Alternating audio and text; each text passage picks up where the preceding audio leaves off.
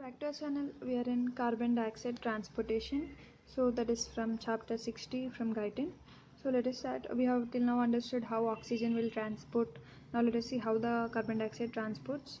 So first you need to see here that the carbon dioxide is released in aerobic respiration. Aerobic means in the presence of oxygen, with the help of oxygen, mainly with the help of oxygen only when the carbon dioxide is released.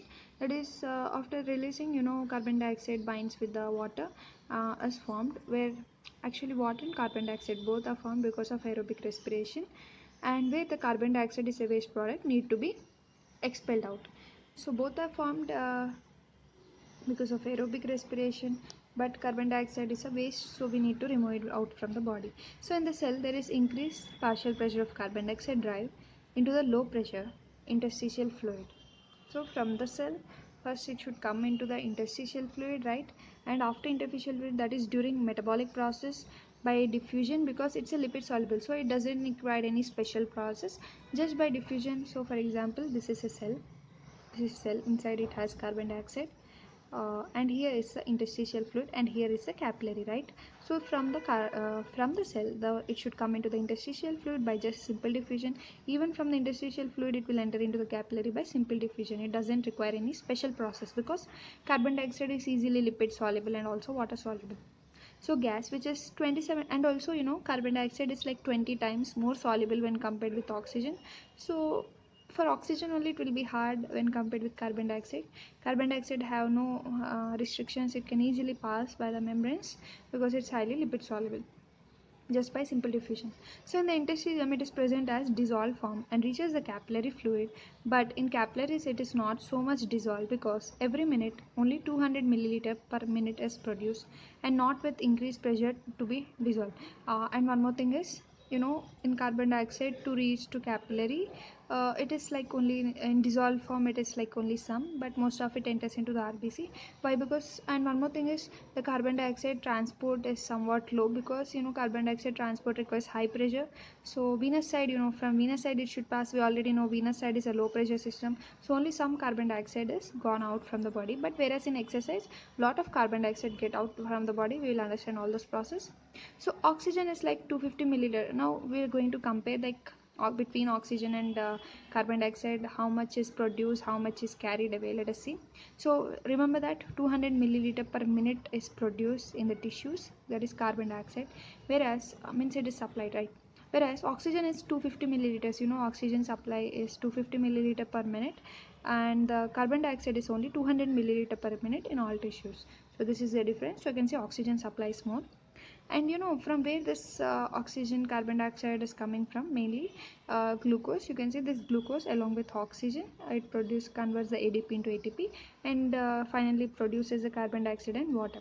So the production of water requires oxygen. So finally only 200 milliliters of carbon dioxide is released, but 250 milliliter of oxygen is produced. So you can see oxygen production in the tissues is more when compared with carbon dioxide.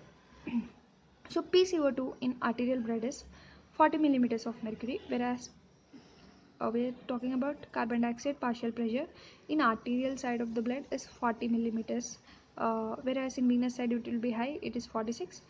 Next, let us see we are comparing oxygen partial pressure in arterial blood. It's like 97, or also you can say like 100, right?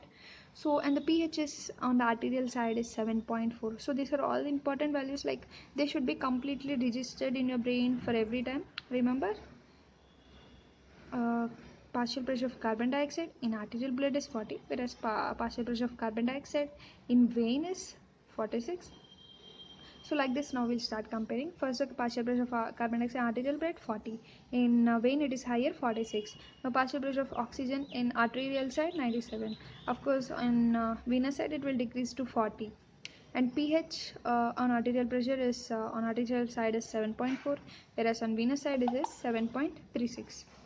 So the content of carbon dioxide in 100 ml of blood is like 48 milliliter per 100 milliliters or deciliter in arterial side, whereas 20 milliliter oxygen per dl. Oh, not that one, this one. See, carbon dioxide per 100 milliliters in veins is mainly 52 milliliter. That is about carbon dioxide. But oxygen is 15 milliliter. What they're meaning to say is in venous side 52 ml of carbon dioxide is carried, but 15 ml of oxygen is only carried on the venous side. So when blood passing through capillaries, 4 ml of carbon dioxide is taken.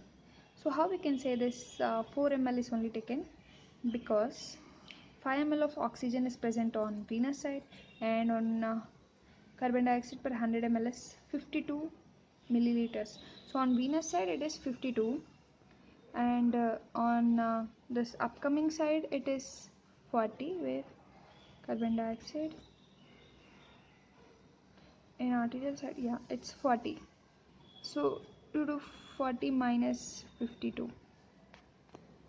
So actually you can see here on venous side the carbon dioxide is 52, whereas on upcoming side it's 48. That is from 48 is on arterial side and 52 is on venous side. Means how much it is gaining, you can subtract this both, you can get 4 ml.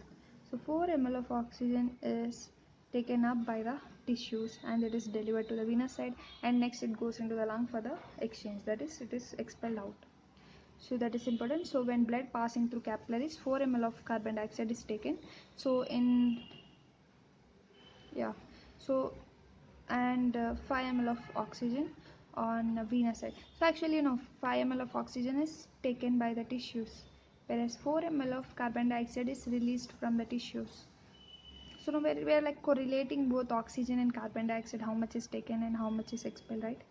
So hemoglobin, RBC also help in transport. So everyone think hemoglobin, RBC, they're like mostly involved only in transport of oxygen, but no, they're also involved in transport of carbon dioxide. Hemoglobin, it mainly acts as even a buffer protein system of molecules which can reversely bind to protons, H plus protons. So actually hemoglobin has globin chain which is negative, so it can bind even with H plus which is positive. So it also acts like a buffer system, we'll see all those. And RBC also useful for the transport of carbon dioxide. So there are negatively charged portions on hemoglobin which help to grab the extra protons and help to stabilize the hydrogen concentration. So nitrous oxide also can bind with hemoglobin at lungs as it delivers oxygen. It also releases some nitrous oxide and dilate the arterioles. Nitric oxide dilates the arterioles. So carbon dioxide binds with water to in the presence of carbonic anhydrous to form the carbonic acid in the RBC. So I'll draw the diagram, you will easily understand. So this is an RBC, right? RBC is in the capillary. Here's the cell. From cell, the carbon dioxide is entering. How much it is entering? 4 ml is entering, because on this side, this is arterial side, this is venous side, right? Arterial side, venous side. So on arterial side, first the pressure is 48 ml is coming. But coming to venous side, is becoming 52. How it is becoming 52? Because 4 ml of carbon dioxide is added into the blood. So because the carbon dioxide is increased on the, because of this the carbon dioxide is increased on the venous side. Now let us see what the story is going on in RBC. So mainly in RBC, carbon dioxide bind with water in the presence of carbonic anhydrous to form the carbonic acid in the RBC. So this carbonic acid is now in the RBC. Again this carbonic acid again it has some process with carbonic anhydrous and finally form the bicarbonates and protons. So this reaction will be, I will show here. So first carbon dioxide plus water gives you H2CO3, and this H2CO3 again it dissociates into bicarbonate, means HCO2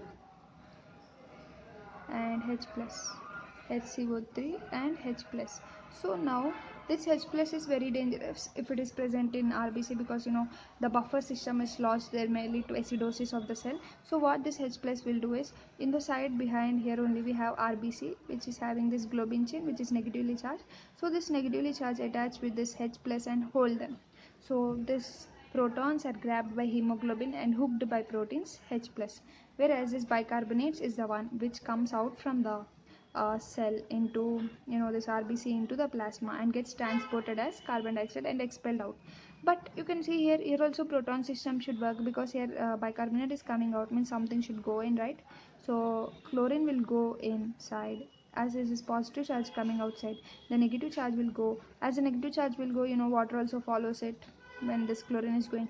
So chlorine and water both together go. So whenever there is carbon dioxide expelling out from the body, always you can observe the swelling of the RBC. Why there is swelling? Because of entry of chlorine and water. And because of this swelling also on venous side, especially during carbon dioxide transport, you can observe that the hematocrit is also increased to 3% because of this swelling reason.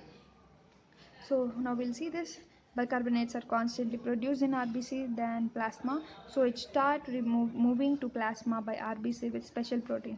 So as H plus are inside, it becomes 2 positive as bicarbonate is outside in plasma.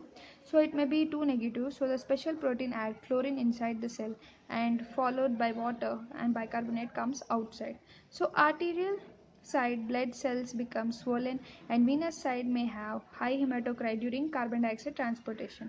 And 90% of carbon dioxide is transported in the form of bicarbonate, that is this HCO3, right, in plasma, and only about 5% of it is in dissolved form under the partial pressure of 46 millimeters of mercury. So remember, only some part is in dissolved, like only like 5%, but almost 90% is in the bicarbonate form.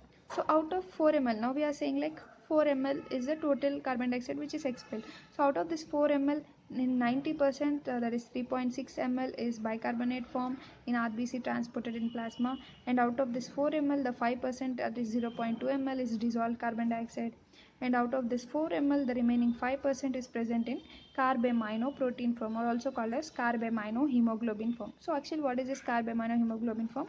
So in hemoglobin we have this globin chain, this protein chain. So in this protein chain, as we said already, the hydrogen is hooked here, and it also has a carboxyl end. You can see carboxyl end. So this carboxyl end binds with the amino part of hemoglobin.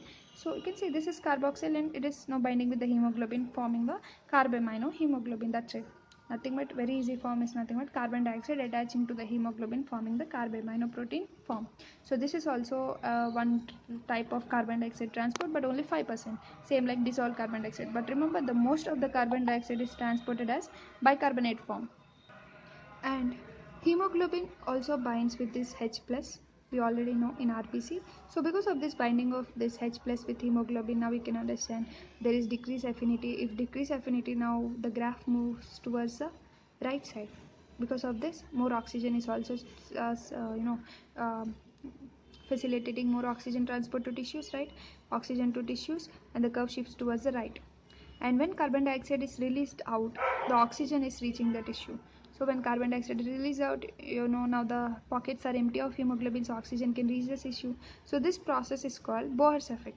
So Bohr's effect in the peripheral tissue. So always remember, Bohr's effect is seen in the peripheral tissue. Peripheral tissue means at the site of you know uh, in tissues, in capillaries, where you can see Bohr's effect, where carbon dioxide is released out. We know 4 ml of carbon dioxide is released out and 5 ml of oxygen is reaching the tissue. So this process is called Bohr's effect in the peripheral tissue, where oxygen is coming and occupying the hemoglobin now. That is called Bohr's effect. So in pulmonary capillaries, the PCO2 is 46. We shift from the capillary to the alveoli. Now, of course, from the capillary, pulmonary capillary should go into alveoli, because alveoli is the final stage so that the carbon dioxide can be expelled out, right? So the dissolved carbon dioxide or carbaminohemoglobin or any part, it will expel out. So decrease PCO2 in plasma or RBC. Now, of course, partial pressure of carbon dioxide will be decreased, because now it is moving towards the alveoli. Now in the alveoli, the partial pressure of carbon dioxide will increase. So 90% of this bicarbonate goes in the RBC. Carbonic anhydrase, again it forms, this carbonic anhydrase, again it now forms in a reverse direction, because lot of carbon dioxide is now going away from the RBC into the alveoli. So some of the carbon dioxide should be again formed. So again carbonic anhydrase comes, it gets activated, and now it forms in a reverse direction. That is, now, some of the bicarbonate it takes from the dissolved carbon dioxide in the plasma, and this bicarbonate now binds with, already the H plus ion is present with the hemoglobin globin chain. So now this comes and binds with HCO3 and forms again this H2CO3. This H2CO3 again converts into carbon dioxide and water. So this carbon dioxide goes out to the alveoli. So like this, again the process is going on, and the carbon dioxide is coming out to the alveoli. So there is a band-3 protein. This band-3 protein is evidently present in membrane of RBC, which is responsible for exchange of chlorine and bicarbonate in and out of RBC. So this band-3 is nothing but, as we already discussed, as bicarbonate is coming out, the chlorine is added inside the cell. So that is the protein which is like a co-transported but opposite transported. So all reactions are reversed in pulmonary area and oxygen is entirely in RBC now. So now oxygen is completely entering into RBC. That is Bohr effect, right? So, and oxygen is now binding with hemoglobin. It kicks the H plus out.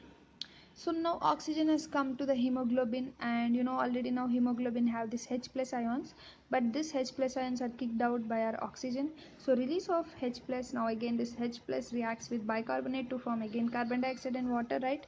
So this help in deloading of carbon dioxide, and this is called Haldane effect. So Haldane effect, say this, Haldane effect is mainly concerned with deloading of carbon dioxide, that is removing the carbon dioxide from the capillary into the alveoli, whereas the Bohr effect is mainly associated with binding of oxygen with the hemoglobin, right? You can see carbon dioxide is released out and oxygen is reaching tissue. This process is Bohr's effect, whereas here oxygen is binding with hemoglobin and kicking out the H plus out, and this is the Haldane effect. Always remember, Haldane effect is seen in the pulmonary capillaries side, whereas this Bohr's effect is seen in the peripheral tissue side. So by this we complete a quick and complete overview of our carbon dioxide transportation. Finally we'll see some of the diagrams and all those in textbooks so we can get a more clear idea. And actually here what this line says is, I found an important line where it says that chloride content on the venous side is greater when compared with the arterial side. Why we know? Because now chlorine comes into the cell because as bicarbonate is coming out of the cell in the case of our uh, this carbon dioxide transport. So this process is called chloride shift. So in chloride shift actually the venous side will have more chloride ions when compared with the arterial side. So here we can check out this perfect diagram. So this is a capillary, this is a red blood cell, and this is a cell. So from cell the carbon dioxide get out directly by means of simple diffusion. So after that even from carbon, this interstitial fluid into the capillary, it goes just by the simple diffusion. So after entering into the cell, the whole cinema starts here. Now the carbon dioxide first binds with the hemoglobin and it forms hemoglobin carbamino, carbaminohemoglobin, right? We discussed only 5% this. And next this carbon dioxide binds with water. It forms in the presence of carbonic anhydrous, it forms carbonic acid, and this carbonic acid is further break down into bicarbonate and H plus ions. So this bicarbonate just comes out and 90%, 90% of transport of carbon dioxide done by bicarbonate, whereas this H plus, now this H plus bind to the globin chain of hemoglobin and it forms again hemoglobin H plus compound, right? And we know as this HCO3 is going out, the chlorine should come inside. So whenever the chlorine comes, even the water follows it. So the cell swells whenever the carbon dioxide transportation is going on. This process you already clearly understood. So the carbon dioxide is transported as follows. As in the form of carbon dioxide only 7%, but hemoglobin carbon dioxide as 23%, whereas you can see as bicarbonate the major portion 70%. Also remember this hemoglobin carbaminohemoglobin is also having some 23% valid percent, but just directly carbon dioxide, you can see where direct carbon dioxide will go out, it's like just only 7%. And here we can see the venous side of capillary and the arterial side of capillary, and we can see the pressure, partial pressure. So the partial pressure of carbon dioxide mainly on the arterial end is only 40, but as it is passing through the tissues later this venous side it will increase because 4 ml will be added. So by this only we can easily observe at the beginning of the arterial it is just 40, but by the coming to the venous side you can see the 4 ml is added, or approximately you can say 5 ml is added. So because of this 5 ml is added, now this extra 5 ml is now carried by means of venous side. So venous side the partial pressure of carbon dioxide is 45, whereas you can see inside this cells it is 46 and 45. And here in this diagram we can see on x-axis we are having alveolar carbon dioxide partial pressure, whereas on y-axis you are having the blood partial pressure of carbon dioxide. So you can see as alveolar partial pressure of carbon dioxide is increasing, even our blood partial pressure of carbon dioxide is increasing, because on from actually the carbon dioxide should travel from the blood into the alveoli. So if the blood partial pressure of carbon dioxide will increase, of course, because of diffusion concentration gradient, the carbon dioxide now will travel from the blood side to the alveolar side. So even the alveolar carbon dioxide of partial pressure will increase. So you can see this is a venous end, this is arterial end. So at the arterial end you can see it is like 45 millimeters of mercury, whereas at the venous end you can see it's like 40 millimeters of mercury. So this is a pulmonary capillary, this is alveoli. So PCO2 in the alveoli is also 40 milliliters of mercury. So this graph here shows on x-axis the blood flow, and on y-axis you can see the interstitial fluid pressure of carbon dioxide. So you can see as the blood flow is keep on increasing, even the interstitial fluid of partial pressure of carbon dioxide is increasing. You can see the A is a normal metabolism. If the metabolism is increasing to like 10 times, then you can see even the interstitial fluid pressure carbon dioxide of partial pressure is increasing. And you can see when the lower limit, that is when one fourth of the normal metabolism, then you can see there is also like a decline in the interstitial fluid partial pressure of carbon dioxide. So the A point is a normal metabolism. At the B point you can see where it's like 10% increase in normal metabolism. Here we can see the carbon dioxide dissociation curve. So this is a gas pressure of carbon dioxide, and this is carbon dioxide in blood. Here even the same, as the pressure of carbon dioxide is increasing, it is like almost linearly the carbon dioxide in the blood is also increasing. And this is the normal operating range, that is 40, and here it's between 40 and 50. And here you can see on x-axis we have partial pressure of carbon dioxide, y-axis we have carbon dioxide in blood. So here also, as partial pressure of carbon dioxide is increasing, even the carbon dioxide in blood is increasing. So here you can see partial pressure of oxygen is 100%, where the carbon dioxide volume is 48, as you can see at point B to point A. When the partial pressure of oxygen is 40, at point A you can see it's like 52 volume percent of carbon dioxide. So these are the values you need to observe, because at point A you can see it's like 52 when partial pressure of oxygen is 40, and when partial pressure of oxygen is 100 it's like 48, because B point you can see is 45, so it will be here 48. At A point you can see it's 52. So like that we are predicting the values. And here we have the Haldane effect. So Haldane effect results from simple fact that combination of oxygen with hemoglobin in lungs causes the hemoglobin to become a stronger acid, and this displaces carbon dioxide from blood into alveoli in two ways. So the more highly acidic hemoglobin has less tendency to combine with carbon dioxide to form the carbamino hemoglobin, thus displacing